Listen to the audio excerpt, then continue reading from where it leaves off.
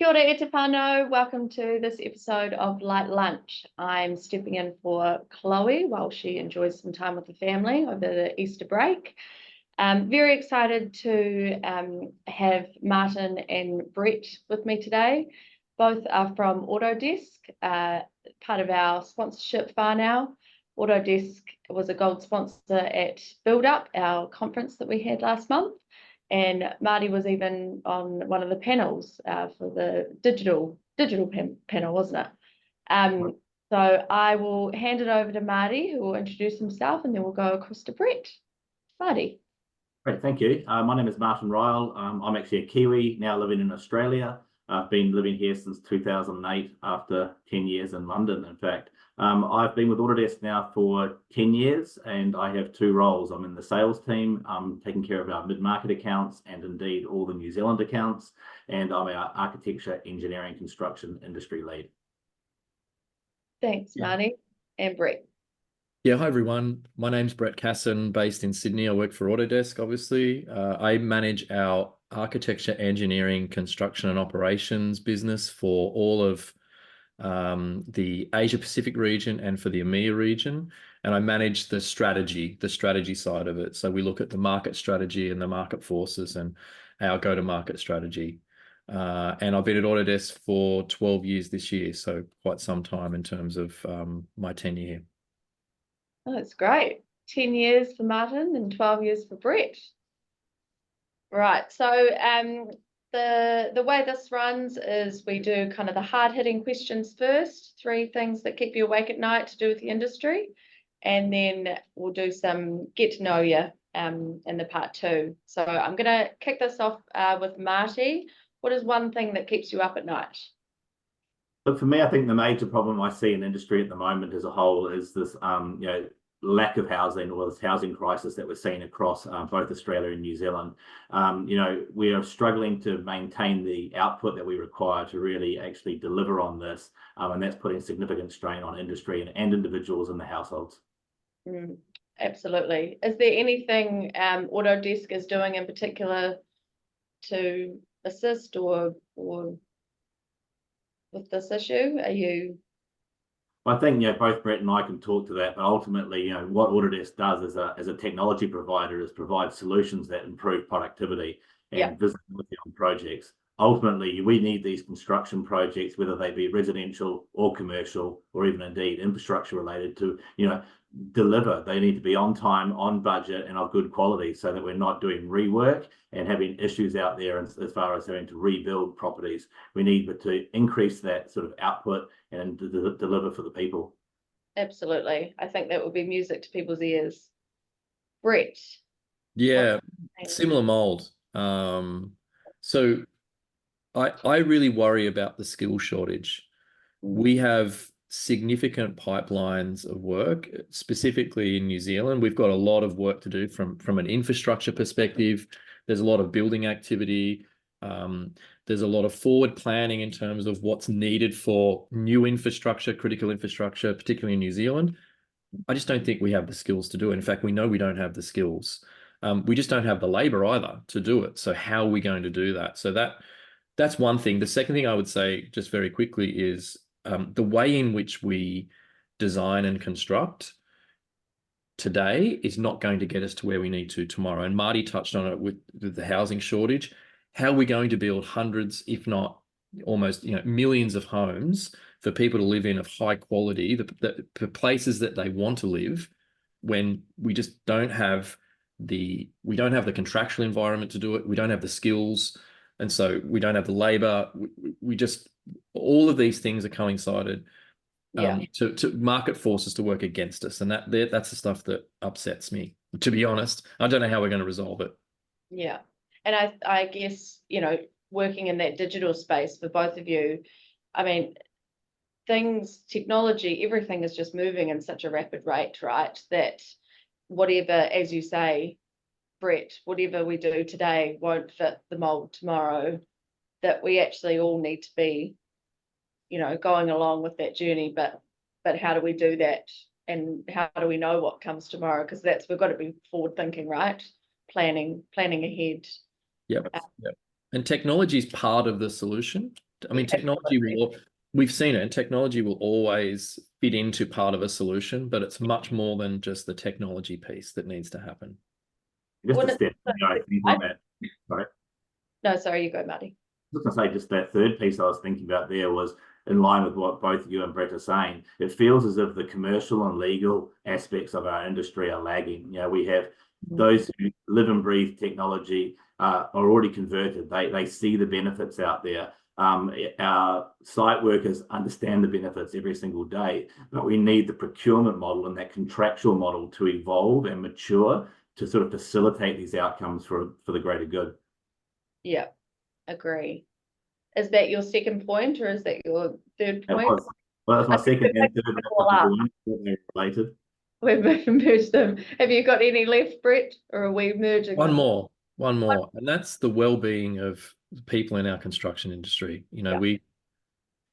We've got to do a lot better. The outcomes of our people that work in construction, in and around the whole ecosystem of construction, we've got to make sure that, mental health is top of mind for us. And just, if we don't have good people that are in a good space and we're not looking after our people, then we're not going to get the best outcomes. And it should be very much a people-led kind of the way in which we approach things. Technology is just one part of it. We've got to look after our people. That definitely worries me. Yeah. And I think when you talk about mental health, I mean, it's one to look after it yourself, but it's the environment, it's the, how your colleagues, how your managers, how everyone kind of around you supports that. And I guess, because we are talking about technology, all that stuff to do with productivity, and there's so much that can be done right to make sure that you're working smarter, not harder, that we can reduce hours, can kind of reduce that stress that comes with kind of this constant ever-evolving construction industry where people get a bit lost, right? Yeah, and safety. We want people to come home to their families. We don't want people dying on construction sites and for stuff that's completely and utterly avoidable. Yes. When you go to work, your fair expectation is that you should be coming home to your family. And I think we should all just pause and think, that is a minimum expectation for people in the construction industry.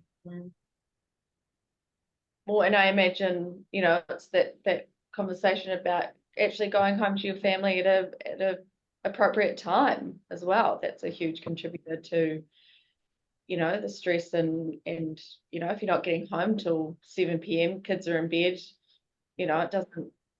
That work-life balance is critical for sure. Yeah. Absolutely. Oh, well, thank you both for insights. I think really important topics right now that are widely spoken about. But yeah, I mean, I guess the next phase is solutions to those issues. And, please keep us up to date with everything that Autodesk is doing, because, I think people will be really interested to hear how they can kind of understand and get on board with all of that sort of stuff. So thank you both. And now for the light-hearted part of the 15-minute light lunch. Getting to know a little bit about you guys. So I'm going to start with you, Brett, for the first one. What is something you're reading, listening, or watching currently? So I'll do the watching and listening very quickly. So I watch YouTube. I watch a lot of YouTube, okay, because I'm very time poor, back to what we were just saying before. Yeah. So I need things in sound bites. So YouTube is a great resource. I watch a channel called the B1M, which is the largest construction channel in the world. And they go and they look at, it's very well produced, all the large construction sites in the world and how things get engineered, designed, and built. It's brilliant. Wow. Absolutely brilliant. I love that YouTube channel. And the other one is I listen to podcasts because I travel a lot. So I'm on a plane a lot. And there's a podcast called, and I won't repeat it, it's No BS Leadership. I'll let you determine what BS is. It's from a guy called Martin G. Moore, and he was very successful in business. And he speaks a lot about leadership, but he speaks to it in plain language that you can understand. And I really like that. And I don't listen to it regularly, but if something pops up and I think, oh, and it's all stuff that's really relevant and issues that are, you know, really current in the market. And it's great. And he has a 5-minute soundbite that you can listen to as well. So it's really, really good, really useful. That's great, because I guess, especially with podcasts, you want something, if you are busy or on the go, something that's easy to digest, right? Rather than having to kind of sit down and think about the bits and pieces that you've just received. It's overwhelming. It's a bit. Yeah, I'd like to say I'm a voracious reader or a voracious reader. I used to read quite a bit, but now the minute that I start reading, you know, I fall asleep. So that's the end of that. Well, that's another good thing. If you need to have a good night's sleep, grab a book. How about you, Marty? Interestingly, I just picked up an audio book called "You Are the Placebo" by Dr. Joe Dispenza, and you may have heard of it before, but he's actually really documenting these cases of how mindset are overcoming a number of various ailments for people. So people that have had cancer or Parkinson's disease or various ailments, and they've used the power of their mind and indeed beaten these diseases. But conversely, the people that have been given false diagnoses, who have then gone to die feeling that they've died of various ailments which they never had in the first place. So it's a bit of interesting reading on how your mind can really control your body, and I think and your outcomes as a whole. Yeah, it got put on to me by my boxing coach, and I'm finding it quite interesting. That's fascinating. Wow. And Brett, what is something, this is good to follow on from what we were talking about before, what is something that you do for yourself to help with your mental health and well-being? I like being at home and being very present at home. So putting technology away, so home is one thing and being with family at home, but I like to play golf. And the thing with golf is, it's, you know, obviously I like playing golf, but when I play with my buddies, there are no phones. The phones get put away. So it's 3 hours, maybe 4 hours, depending on how we're playing, of absolute no emails, no texts, just nothing, just us being, you know, myself and the 3 other guys being together and just playing golf and just focusing on that and not focusing on the other side of it. So just a time to just sort of detox from golf, detox from technology for 3 or 4 hours. It's interesting, right? Because we talk about how we need technology to kind of move us forward, you know, build us up, but, you know, we also need to put it away to be in the moment present, because it is everywhere and it is needed, you know, to connect and everything. And it can be invasive. It can actually start to become quite invasive. And so, I mean, we use it and it's a very powerful thing, but there's times where you have to just put it away. Put it down. Yeah. Put it down. And Martin. Look, for me, it's really, I get into my boxing. I box a couple of nights a week at a minimum. And I've been doing that with my 14-year-old son, and it's been a great bonding session for the two of us and a way to kind of get him back on track. But also surfing. And I certainly, I'm lucky enough to live on the Gold Coast, and I surf regularly, and that kind of leads me to travel, right? So I've been lucky enough to travel the world and surf all sorts of exotic locations, and that kind of thing really gives me lots of mental clarity and drive to go out there and see the world and experience cultures. Yeah, I think that's a really good point you make about doing sport or fitness or movement things with your children, because it really sets them up. I actually went for a run with my 2-year-old in the pram and on the weekend, and I thought, this is great because she's seeing her mum, you know, out happy, you know, amongst nature, but going for a run too. It's so important for the younger generation to, you know, not just have the technology and stuff, but to get out and live life and move. So yeah, because the younger generation, I mean, they are tied to it. I mean, it is, you know, I have when you have to be 2 daughters and they are tied to technology because it's part of the way in which it's part of their operating system. It's the way in which they communicate. It's the way, but there has to be a time, or even if how short it is, that goes away, that you need to put that down and you need to be present and not have it. Yeah, absolutely. So Marty, what is your motto in life? I don't really have a motto, to be honest with you, but I really am a firm believer in just, being tenacious and never giving up. I've had many changes in my life. I've hit rock bottom a couple of times, and I've learned to build resiliency, dust myself off, get up and keep going. Sometimes it's as hard as putting one foot in front of the other, but if you focus on doing the small things regularly and achieving those, and then setting your goals, and focusing on those goals, you'll get there in the end. And I guess that really is my motto, is just to keep going. Yeah. Oh, that's amazing. And Brett? Yeah, I kind of have one. It's not really a motto, but I always like to surround myself with people smarter than me. And what I mean by that is not always IQ smart, but EQ smart as well.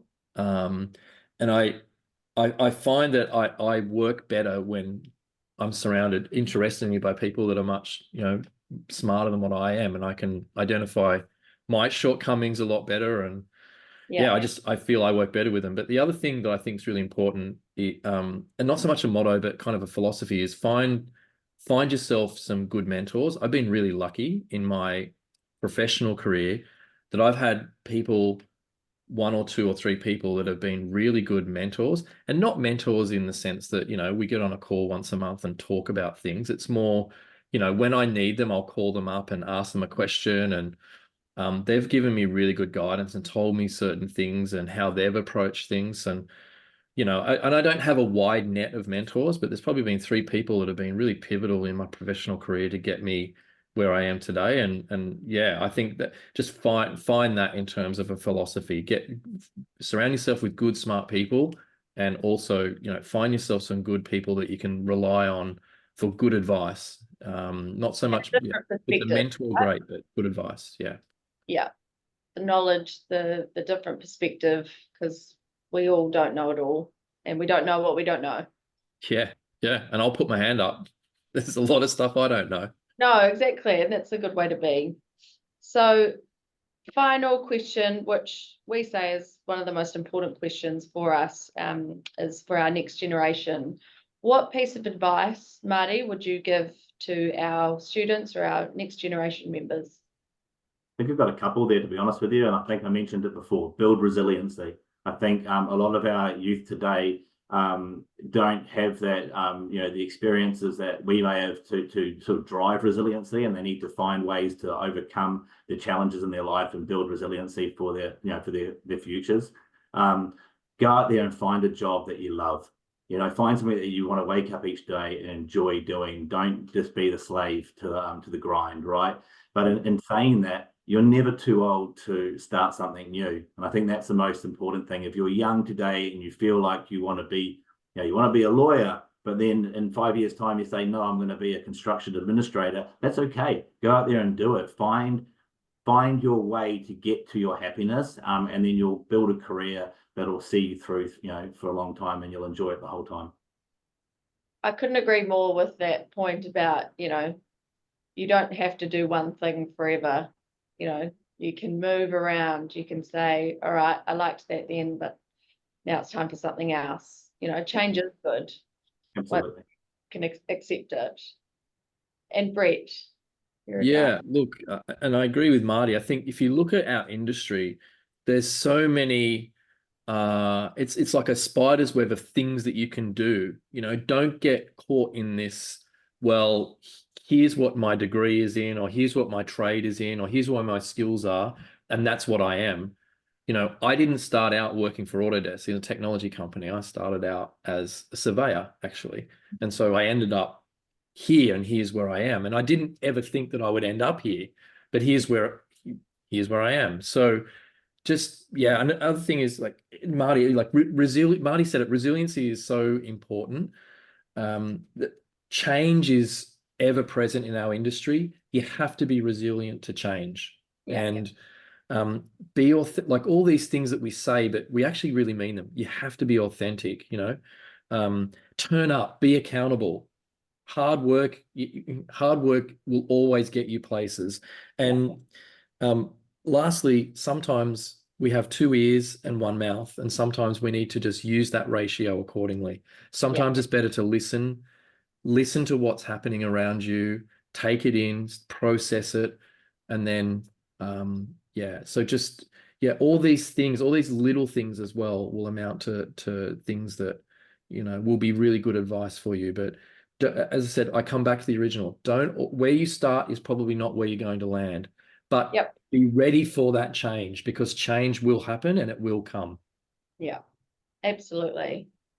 Oh, thank you guys so much. So we've gone over by 5 minutes, but I feel that was completely necessary. I think really good conversations and advice towards the end there. So thank you both so much. The New Zealand Institute of Building has been loving working with Autodesk. So our members and us, we're looking forward to a long-standing relationship. So yeah, thank you both, and everyone else, ka kite anō, and we look forward to seeing you in 2 weeks' time. Cheers, everyone. Thank you so much. Bye now. Bye.